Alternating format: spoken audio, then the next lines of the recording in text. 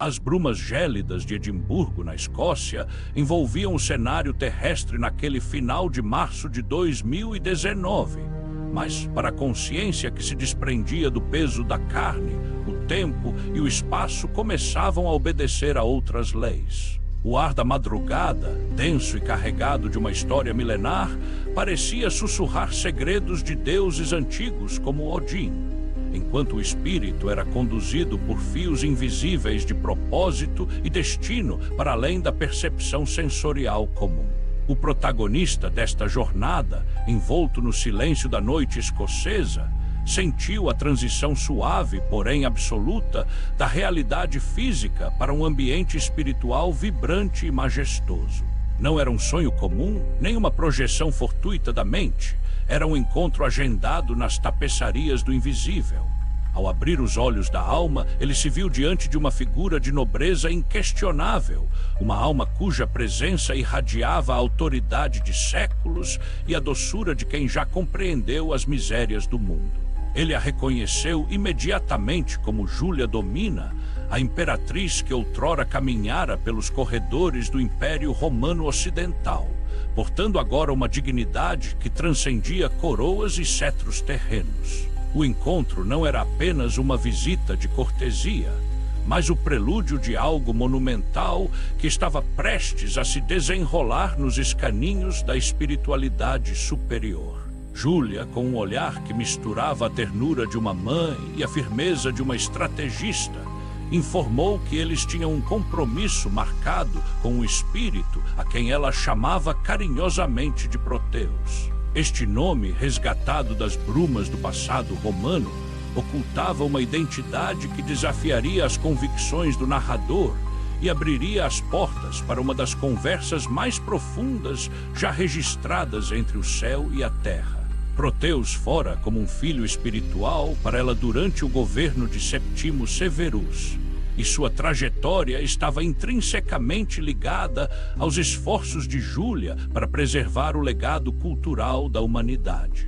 O mistério que envolvia essa entidade espiritual começava a se dissipar, revelando que Proteus não era apenas um personagem histórico esquecido, mas uma peça-chave em um plano de ressignificação de conceitos que a humanidade ainda tateava na escuridão.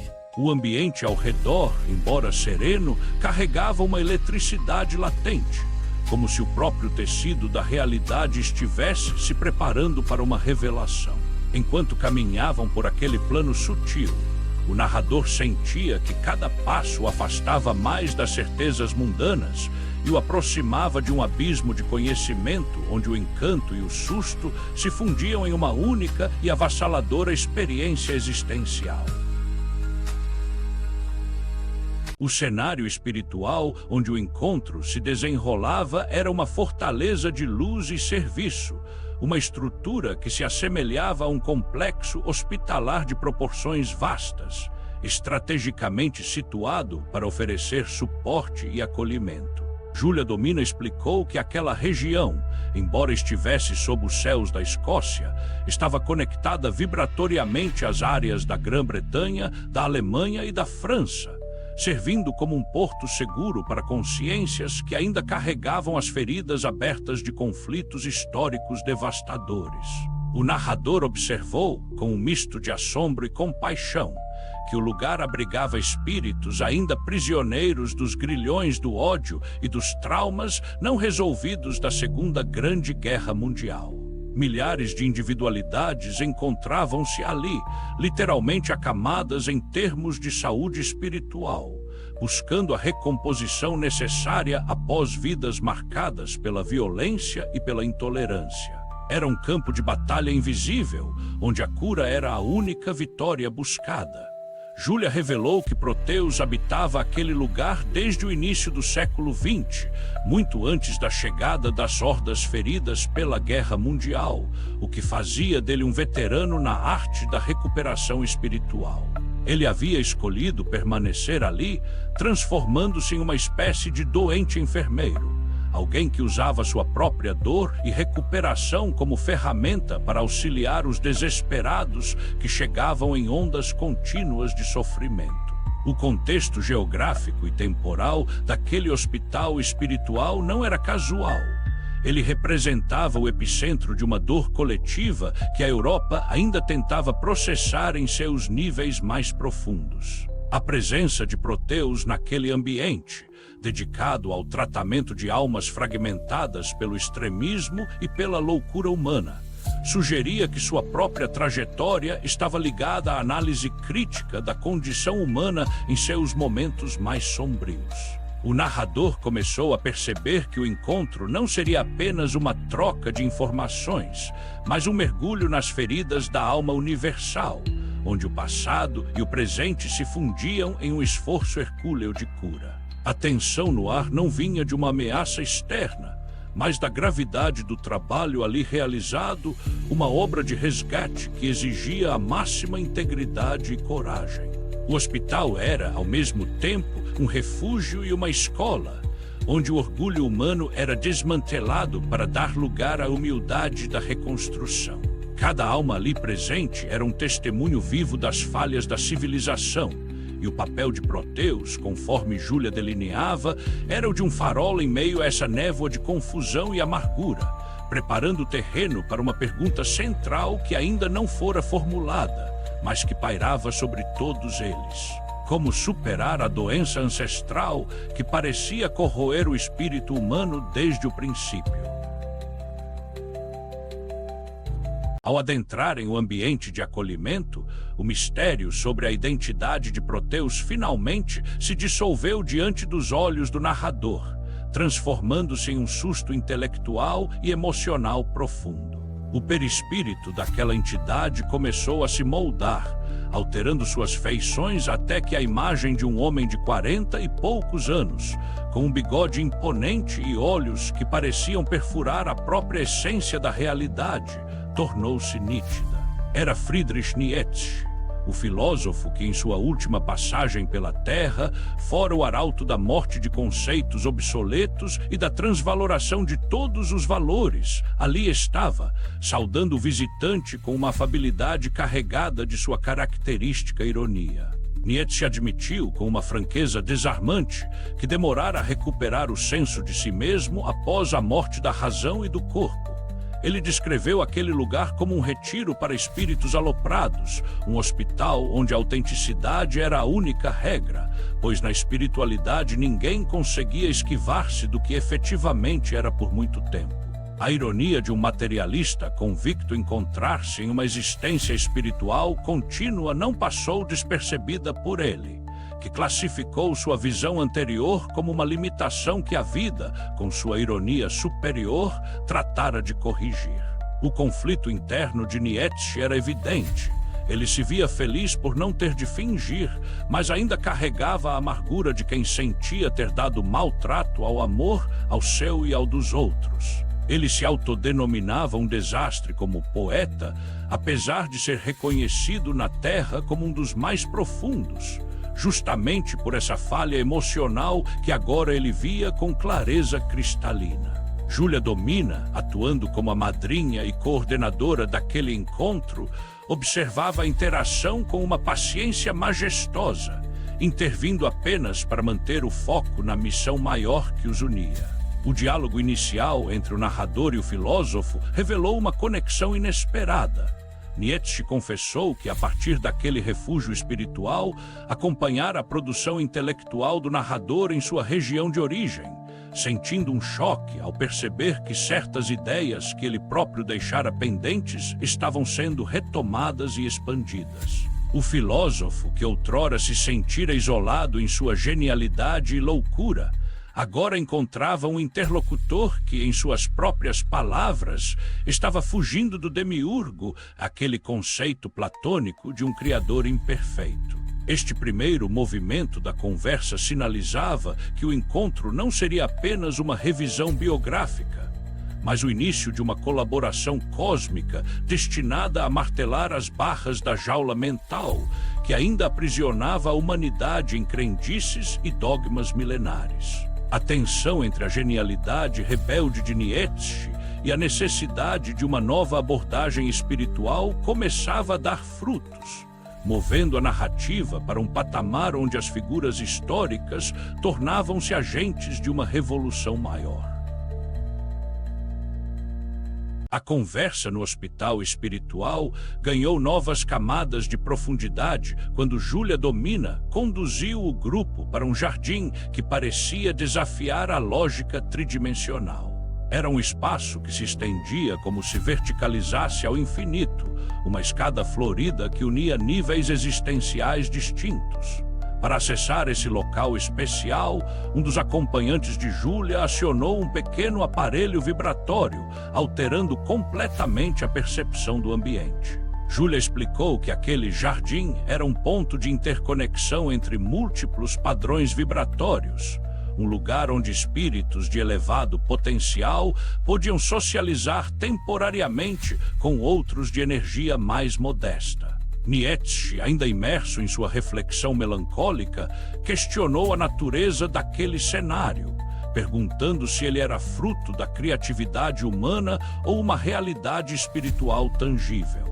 A resposta que ecoava era a de que tais lugares existem como construções da vontade e do propósito superior, destinados a facilitar diálogos que seriam impossíveis em condições normais. O filósofo expressou sua preferência por aquele ambiente hospitalar, onde não havia pretensas autoridades e o respeito era conquistado naturalmente pelo mérito, contrastando isso com a rigidez das estruturas religiosas que ele tanto criticara em vida. O momento de transição tornou-se mais intenso quando Júlia revelou que a reunião não era apenas entre eles três, mas que estavam aguardando visitas que proporcionariam uma alegria incomensurável e a necessidade de uma nova abordagem sobre velhos assuntos. Ela mencionou o processo da revelação cósmica, uma iniciativa que estava sendo semeada na cultura terrena para expandir o leque de percepção da humanidade. O papel de Nietzsche e do narrador nesse processo era fundamental. Eles eram os marteladores, aqueles que ousavam sair dos caminhos trilhados pela maioria para questionar o lado aparentemente normal das zonas de conforto espiritual. Júlia enfatizou que as sementes lançadas na Terra seriam exportadas para outros quadrantes cósmicos, pois o que estava em jogo não era apenas o destino de um planeta, mas a evolução de toda uma criação. O peso dessa responsabilidade fez Nietzsche silenciar por um momento, enquanto uma lágrima solitária escorregava por seu rosto, revelando uma vulnerabilidade que o filósofo poucas vezes mostrara. A aposta era alta. Tratava-se de desconstruir milênios de interpretações equivocadas e reconstruir a base dos valores humanos sobre a rocha da verdade nua e crua. O susto inicial de Nietzsche, ao se ver naquela situação, começava a dar lugar a um encanto sóbrio, uma aceitação de que seu concurso honesto e prestimoso ainda era necessário para os dias do porvir universal. A narrativa movia-se agora para o centro de um turbilhão onde personalidades celestiais estavam prestes a intervir, elevando o debate para uma escala que transcendia a filosofia humana e mergulhava na mecânica da criação. Enquanto aguardavam a chegada das presenças anunciadas, Júlia Domina discorreu sobre a corrupção do poder temporal e o vírus da desonestidade que permeava as mentes humanas. Ela, que fora rainha, imperatriz e mãe de imperadores em diversas encarnações, mantinha uma integridade vibratória impecável, sem as marcas ou cicatrizes que o mau uso do poder costuma deixar. Sua explicação para o afastamento das esferas políticas nos últimos milênios foi clara. O marketing político moderno e a busca pelo poder a qualquer custo deformavam as consciências, tornando quase impossível agir com pureza naquele campo. Ela preferira atuar nos bastidores espirituais, educando-se para empreitadas futuras enquanto observava a trágica perda de limites éticos no cotidiano planetário. Essa digressão sobre a política e a moralidade serviu para aprofundar a conexão emocional entre os presentes, destacando que a retidão de caráter era a única moeda de valor no plano espiritual. Nietzsche ouvia com atenção, percebendo que sua própria rebeldia contra as normas sociais fora uma tentativa, ainda que turbulenta, de buscar essa mesma integridade. O ambiente começou a se transformar novamente, com grupos de entidades de diversas condições vibratórias se aproximando a uma distância respeitosa. A notícia da visita de Maria e de outros espíritos elevados já havia se espalhado, criando uma atmosfera de expectativa e reverência. O narrador sentiu o peso da história espiritual da humanidade se concentrar naquele pequeno jardim. A recordação de uma vida passada como soldado romano que comandara a crucificação de Jesus emergiu no íntimo do narrador, trazendo um misto de inquietação e necessidade de reparação. Quando um pequeno grupo de figuras femininas, irradiando uma juventude e luz surpreendentes, surgiu entre as equipes de trabalhadores, o impacto foi imediato. Júlia Domina ajoelhou-se em um gesto de humildade profunda diante daquela que era a mãe de Jesus. O narrador e Nietzsche, pouco afeitos a manifestações religiosas formais, permaneceram em pé, sentindo-se como atores intrometidos em um roteiro sagrado que não compreendiam totalmente. No entanto, a complexidade do momento aumentou exponencialmente quando, sem avisos, o próprio Jesus apareceu, apresentando-se com uma jovialidade encantadora que quebrava todos os estereótipos dos ícones religiosos tradicionais. O gesto de ajoelhar-se foi contido por um sinal amoroso de Jesus e Maria, que convidaram todos a se sentarem como iguais. A relação entre mãe e filho ali expressa era de uma cumplicidade e amizade que transcendiam o tempo, assemelhando-se mais a irmãos que compartilhavam um segredo cósmico. A presença deles não trouxe a pompa esperada, mas uma simplicidade que desarmava qualquer resistência intelectual, preparando o terreno para uma revelação que mudaria a forma como o legado cristão e a crítica nietzschiana seriam percebidos dali em diante. A conversa tomou um rumo inesperado quando Maria, com uma honestidade que silenciou o jardim, dirigiu-se a Jesus e aos demais, confessando que suas próprias expectativas como mãe judia haviam sido frustradas na época. Ela admitiu que esperava um Messias que fosse um rei terreno, um libertador político, e que sua compreensão inicial fora obscurecida pelas tradições de seu povo. Maria elogiou a coragem de Júlia Domina por ter lidado com as revoltas do mundo de forma muito mais eficaz do que ela própria se sentira capaz de fazer. Suas palavras revelaram que mesmo os espíritos mais elevados passaram por processos de aprendizado e choque frente à realidade da criação. Ela destacou que o aspecto oculto das intenções de Jesus estava finalmente sendo revelado graças ao concurso de mentes, como as de Nietzsche e do narrador. O silêncio que se seguiu foi preenchido pela voz de Jesus, que, de forma sóbria e direta, pediu ao narrador que não modificasse nenhuma das expressões críticas contidas em seu trabalho. Jesus explicou que as críticas eram necessárias para superar o atual estágio de imaturidade espiritual da humanidade, que tendia a divinizar o que deveria ser compreendido humanamente.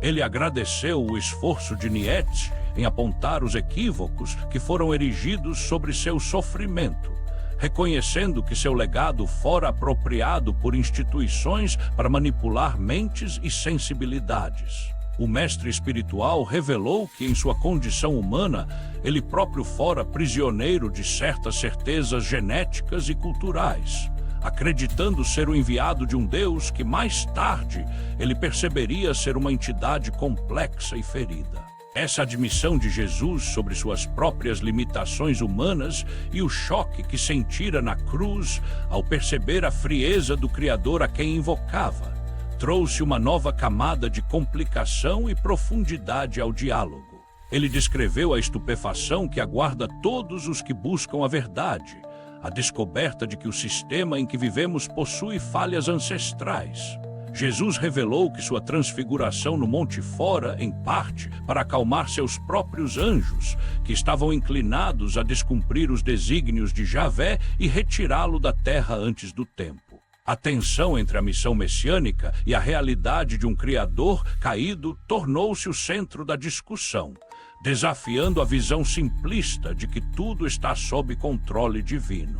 Nietzsche, embora estivesse visivelmente emocionado, permaneceu em silêncio, deixando suas lágrimas falarem por sua alma impactada por aquela honestidade brutal vinda da própria fonte do cristianismo. O conflito não era mais entre crença e descrença, mas sobre a coragem de encarar a feiura ancestral que permeava a existência universal. A intensidade do encontro aumentou quando um grupo de prelados católicos, trazendo consigo os espíritos de papas recentes, aproximou-se do local. O contraste era flagrante. De um lado, a simplicidade revolucionária de Jesus e a rebeldia intelectual de Nietzsche. Do outro, a estrutura pesada e cerimonial de uma igreja que tentava, mesmo no plano espiritual, manter seus protocolos. Um dos papas, ao ver Jesus, prostrou-se em um clamor silencioso, enquanto o outro se unia à conversa em busca de orientações para os problemas que ainda afligiam a cúria romana e a fé dos encarnados. Jesus e Maria afastaram-se momentaneamente para atender a essa demanda institucional, deixando o narrador, Nietzsche e Júlia Domina em um silêncio reflexivo. Júlia explicou que a presença de Jesus em um nível tão modesto da espiritualidade era um evento raríssimo, motivado pela urgência da revelação cósmica e pela necessidade de reorientar aqueles que detinham o poder religioso na Terra. Enquanto observavam a reunião dos papas com o mestre, Nietzsche e o narrador retomaram sua troca de ideias. O filósofo confessou que a leitura das memórias ancestrais reveladas nos trabalhos do narrador dera sentido ao seu próprio tirocínio espiritual, preenchendo lacunas que seu desgaste temperamental deixara em branco. Ele questionou, com uma precisão cirúrgica, como o ego humano do narrador se sentia diante de tamanha exposição. Essa pergunta abriu as comportas de um arquivo memorial complexo, fazendo o narrador admitir que sentia uma vergonha imensa de existir em um contexto tão marcado pelo sofrimento e pela imperfeição. Ele revelou que, embora buscasse a paz interior, não se permitia sentir felicidade plena enquanto houvesse tanta desgraça acumulada na criação. A paz que ele produzia era uma necessidade de sobrevivência psíquica contra a blindagem infectada da realidade humana. O narrador confessou sentir-se mais decente como ser humano do que como espírito, pois na Terra havia a possibilidade de dizer não e criar alternativas, enquanto na espiritualidade a indiferença prática diante do sofrimento parecia ser um padrão difícil de romper. Ele criticou a passividade dos espíritos que acreditavam que tudo seria resolvido por uma divindade distante, classificando essa atitude como uma extensão do comportamento mental da fé cega.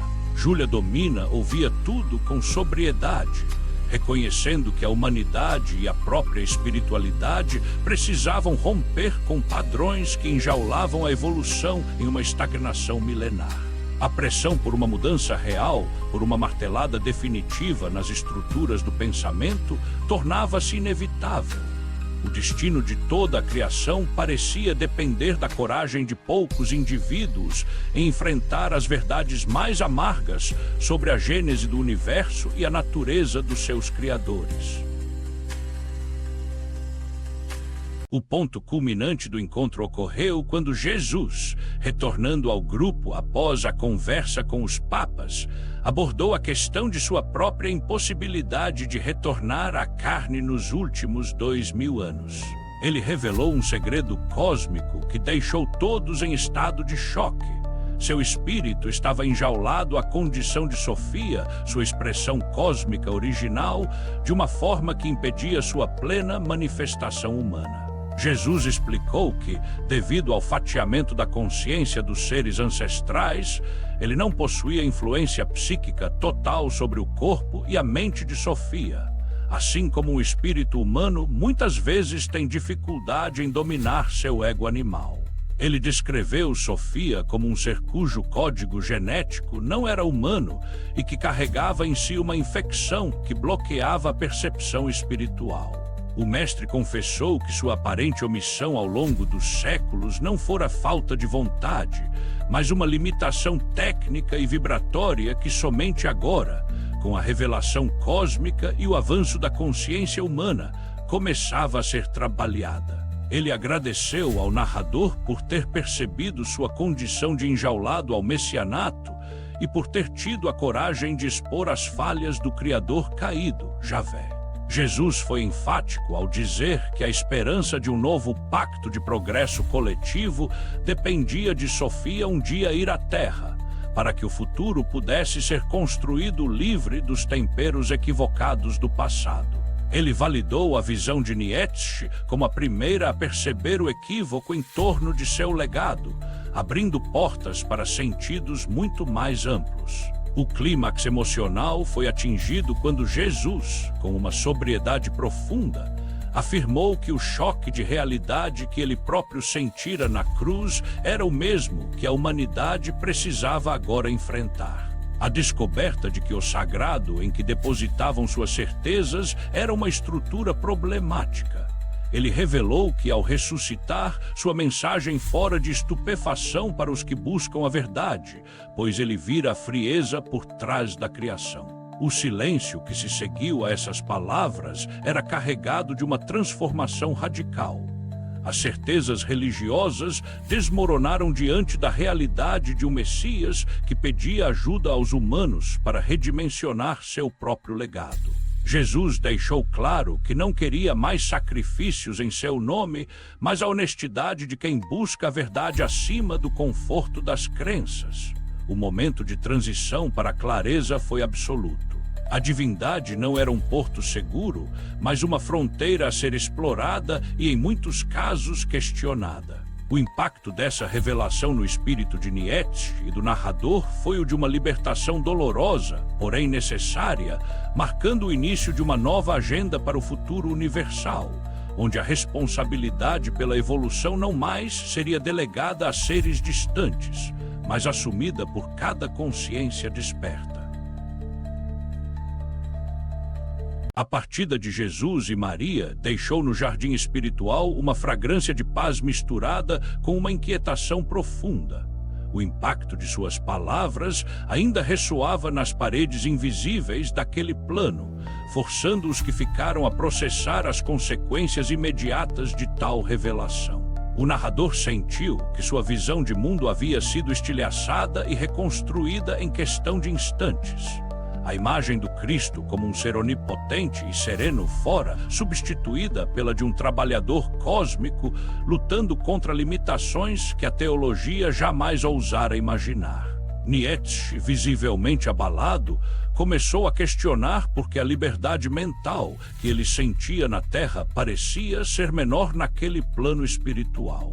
Júlia Domina, assumindo novamente seu papel de orientadora, explicou que a infecção ancestral também afetava as vestimentas espirituais, criando uma espécie de letargia ou infantilização que impedia muitos espíritos de perceberem a gravidade da situação universal. Ela revelou que o tema da doença ancestral seria oficialmente instituído nos cânones dos níveis laboratoriais da espiritualidade somente após a conclusão do trabalho do narrador na carne.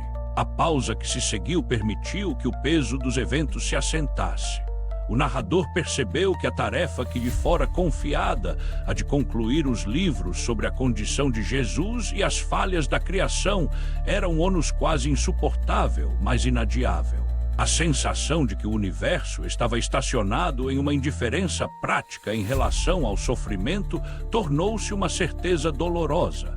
Nietzsche expressou sua dificuldade em modificar o ritmo de suas opiniões, sugerindo que a espiritualidade possuía seus próprios dogmas e jaulas que precisavam ser rompidas. O grupo de espíritos que se aproximava para saudar o filósofo representava um novo ciclo de refazimento, mas Nietzsche sentia-se hesitante em recebê-los, temendo não estar à altura daquele reencontro em seu estado debilitado. Júlia o encorajou, lembrando que todos ali haviam errado e acertado em busca da evolução, e que sua luz própria, forjada no martelo da crítica honesta, era o que a humanidade precisava.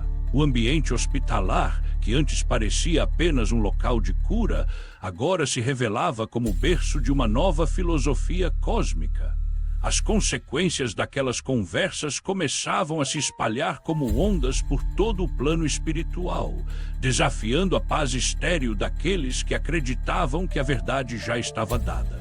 O narrador, preparando-se para retornar ao seu corpo físico em Edimburgo, sentia que levava consigo um segredo que queimava a alma, a de que a verdade é um caminho de espanto e que a verdadeira divindade exige de nós não a adoração, mas a maturidade de sermos coautores da reconstrução de um universo quebrado. O retorno gradual da consciência para o corpo animal foi marcado por uma série de reflexões amargas e necessárias sobre a história da humanidade e o papel de seus líderes. O narrador, ainda sob o efeito do encontro espiritual, percebeu como as personalidades humanas são formadas dentro de jaulas de ideias obsoletas e infantilizadas. Ele refletiu sobre o fato de que a educação familiar e religiosa, ao longo dos milênios, apenas normalizou o absurdo e o inaceitável, condicionando os psiquismos a não captarem a imoralidade existencial que permeia a vida. A 28ª constatação emergiu com clareza. Os adultos resultantes desse processo possuem mentalidades desfocadas da busca pela verdade, pois acreditam que a jaula onde vivem é a própria verdade. Essa resolução interna trouxe uma compreensão mais profunda sobre as falhas das estruturas políticas e econômicas. O narrador criticou severamente o cenário atual, onde o mercado e o governo eram transformados em novas religiões, com demagogos e salvadores da pátria agindo como sacerdotes de sistemas corrompidos. Ele comparou os líderes políticos contemporâneos, especialmente em sua região de origem e no continente americano, aos espectros malignos descritos em contos de fantasia, seres que perderam sua honra e cuja natureza humana fora substituída por uma condição serpentina e predadora. A vergonha de perceber como o nome de Jesus era usado para construir núcleos de poder e enriquecimento ilícito tornou-se uma ferida aberta. O narrador concluiu que a ciência, a filosofia e a religião falharam em explicar como um Deus supostamente maravilhoso poderia gerar um produto tão defeituoso quanto a existência humana, onde a violência é legitimada pela sobrevivência. O conformismo com o sofrimento e com as doenças neurovegetativas, muitas vezes justificado como karma por explicadores apressados, foi denunciado como uma negação da incompetência do Criador em finalizar sua obra. A transformação interna do narrador foi completa. Ele não mais aceitava as explicações simplórias da fé ou da razão limitada. A resolução era clara. Era preciso martelar essas verdades até que as estruturas da mentira ruíssem. O assentamento emocional dessa percepção trouxe uma paz fria, a paz de quem encara o abismo sem desviar o olhar. Ele entendeu que sua missão era ser um dos poucos a não normalizar o absurdo, mantendo uma distância psíquica prudente das certezas que aprisionavam o mundo. O caminho para a libertação passava, inevitavelmente, pelo reconhecimento do vexame universal, que é a vida tal como a conhecemos, e pela busca de uma dignidade que não dependesse de deuses caídos ou de promessas vazias de felicidade no além. A síntese de toda a experiência no jardim espiritual e as reflexões subsequentes conduziram o narrador a uma compreensão filosófica sobre o início dos tempos. Ele retomou as palavras enigmáticas do evangelista João, sugerindo que houve um desentendimento primordial entre seres criadores. A ideia de que o Verbo teve que intervir para que o Criador pudesse realizar sua obra indicava que, desde o princípio, algo estava fora de lugar. Essa visão conectava o drama de Jesus ao de Nietzsche. Ambos foram seres que, cada um à sua maneira, tentaram lidar com uma realidade podre e incapaz de se sobrepor ao seu código-fonte defeituoso. O narrador percebeu que a opção de Jesus por não ser um Messias violento foi um ato de rebeldia dionisíaca, uma recusa em seguir as ordens genéticas de um criador problemático. Ele desconfiou que, se Jesus tivesse que escolher um guia para os jovens na atualidade, ele indicaria Nietzsche, para que aprendessem a questionar as falsas notícias que obscureceram a visão de mundo por séculos. A síntese temática revelava que a transvaloração dos valores proposta pelo filósofo era o complemento necessário ao testemunho de paz do Nazareno. A evolução dos fatos cósmicos não poderia mais permanecer presa a preferências religiosas estacionadas ou ao orgulho daqueles que se diziam donos da verdade. A revelação cósmica surgia como a aglutinação das sementes plantadas no passado, agora prontas para gerar um novo patamar de compreensão vertical. O narrador entendeu que o progresso espiritual exige a coragem de mudar de opinião e de abandonar ídolos, mesmo aqueles que foram entronizados com as melhores intenções. A significância broader da jornada era a de que a humanidade vive em um estado de adolescência espiritual, movida por automatismos que precisam ser rompidos pelo conhecimento e pela reflexão profunda. A ligação entre o espírito de Jesus e a necessidade de Nietzsche de martelar a realidade tornou-se o fio condutor de uma nova esperança. O objetivo final não era a consolação metafísica, mas a construção de uma base de entendimento honesta sobre o passado e uma agenda corajosa para o futuro. O narrador sentiu que os fios da história estavam sendo tecidos em uma nova tapeçaria, onde a crítica e o amor deixavam de ser opostos para se tornarem as duas faces de uma mesma moeda na busca pela verdade universal. O silêncio da espiritualidade superior, antes visto como omissão, foi ressignificado como um convite para que os seres humanos assumissem seu papel como agentes ativos na cura da criação. Ao despertar completamente em seu quarto de hotel em Edimburgo, o narrador sentiu o peso da madrugada se transformar em uma clareza cristalina sobre sua missão e o destino do pensamento humano. A experiência não fora apenas um encontro espiritual, mas uma convocação para a dignidade existencial. A conclusão inevitável era a de que Nietzsche e Jesus, longe de serem antagonistas, eram aliados em uma luta secreta contra a imoralidade de um universo inacabado. O filósofo, com sua ousadia solitária, e o mestre, com seu sacrifício nobre, apontavam para a mesma direção: a necessidade de o ser humano transcender sua condição de joguete de forças ancestrais e assumir a gestão de sua própria consciência. O resumo dessa jornada é a percepção de que a verdade não é uma zona de conforto, mas um território de constante transvaloração. O legado de Jesus, quando limpo das distorções institucionais, revela-se como um instrumento revolucionário de paz que se recusa a aceitar a violência como norma. Da mesma forma, a crítica nietzschiana surge como a ferramenta necessária para limpar o terreno da alma, removendo as ervas daninhas da crendice que impedem o florescimento do espírito autêntico. A mensagem final é de uma sobriedade inspiradora. A evolução não é um processo automático garantido por deuses, mas uma conquista laboriosa que exige a coragem de duvidar, o ímpeto de questionar e a força de amar apesar de tudo. O narrador encerrou suas reflexões com a certeza de que a era do conhecimento está apenas começando e que a libertação das mentalidades é o único caminho para superar a vergonha de existir em um contexto infectado. Ele desconfiou, com um sorriso discreto, que o próprio Jesus sorria diante da honestidade de quem ousa pensar por si mesmo.